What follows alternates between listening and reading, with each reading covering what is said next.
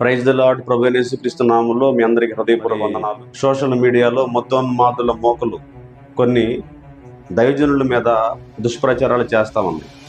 వాళ్ళల్లో ఇప్పుడు present Raj news ఛానల్స్లో మరికొన్ని ఛానల్స్లో కొంతమంది మహిళలను మేము సమానంగా చూస్తాం, ఆడవారి పక్షాన మేమున్నాం, ఎవరు మహిళలకైనా మాకు ఒకవేళ అన్యాయం జరగటం మా దృష్టికి వస్తే వాళ్ళని మేము ఊరుకోం, వాళ్ళు ఒళ్ళు దగ్గర పెట్టుకుని మాట్లాడాలని, తర్వాత శాల్యమన్న మాట్లాడిన మాటల్లో కొన్ని వక్రీకరిస్తూ మహిళలను కించపరచకూడదు, ఏ మహిళనైనా మర్యాదపూర్వకంగా మాట్లాడటం ధర్మం, ఒళ్ళు దగ్గర పెట్టుకుని మాట్లాడాలి, మా చేతలు కాదు అలా మాట్లాడిన వాళ్ళని మేము ఊరుకోమని ఈ సోదరి మాట్లాడింది. ఒకసారి ఆమె మాట్లాడిన మాటలు మీరు చూడండి. ఎవరైతే మహిళల్ని ఉద్దేశించి కించపరిచారో వాళ్ళకి మేము చెప్తున్నాం, టార్గెట్ చేసేటటువంటి అవసరం మీకేముంది?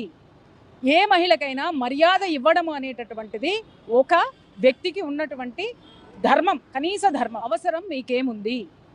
ఏ మహిళకైనా మర్యాద ఇవ్వడం అనేటటువంటిది ఒక వ్యక్తికి ఉన్నటువంటి ధర్మం, కనీసం దగ్గర పెట్టుకొని మాట్లాడాలి. చూసారా ప్రియులరా? అయితే నేను మీకు చెప్పేది ఏంటంటే, ఈరోజు గడిచిన కొన్ని రోజుల క్రితం, కొన్ని నెలల క్రితం వీళ్ళ బ్యాచే కొంతమంది కరుణాకర్ సుగుణ అనే వ్యక్తి క్రైస్తవులను పచ్చిగా మాట్లాడాడు. దేవుడు నా కాళ్ళు పట్టుకుని క్షమాపణ చెప్పాలి, క్రైస్తవుల భార్యను అన్యులకు అప్పగిస్తానని చెప్పాడు. చాలా రోజుల నుండి వేచి కనీసం అనంతపురం పాస్టర్ గారి భార్య లేదా అప్పగించరాయి, లేకపోతే బైబిల్ దేవుడు వాడి కాళ్ళు పట్టుకోవాలంట. క్రైస్తవులు సేవకులు ఉన్నారు చూసారా, ఆ సేవకులు భార్యలు వాటి దగ్గరకు వచ్చి పడుకోవాలంట. మరి ఈ మాటలకి ఈ సోదరి ఏం చెప్తుంది? మహిళలను కించపరిస్తే ఊరుకోం, మా మాటలు కాదు చేతలతో చూపిస్తాం, ఏ మహిళనైనా సరిగ్గా మాట్లాడాలి, అది ధర్మం, ఒక వ్యక్తికి ఉన్న ధర్మం, ఒళ్ళు దగ్గర పెట్టుకుని మాట్లాడాలని చెప్పింది కదా. శాలేమరాజు గారు మాట్లాడిన మాటల్లో మరి కించపరిచే మాటలు ఉన్నాయా? లేకపోతే వీళ్ళ తమ్ముడు కరుణాకర్ సుగుణ మాట్లాడిన మాటల్లో కించపరిచి అసభ్యకరంగా మాట్లాడే మాటలు ఉన్నాయా? టోటల్గా క్రైస్తవ లోకంలో ఉన్న, క్రైస్తవ సమాజంలో ఉన్న ఆడవారందరికీ సంబంధించిన మాటలు కదా. టోటల్గా భారతదేశంలో ఉన్న ఆడవారందరికీ సంబంధించిన మాటలు కదా. ఏ మహిళనైనా మేము అంటే ఊరుకోమని చెప్పి తెగ మాట్లాడింది కదా. మరి వాడి మీద కేసులు చాలా పెట్టి ఉన్నారు ఆల్రెడీ.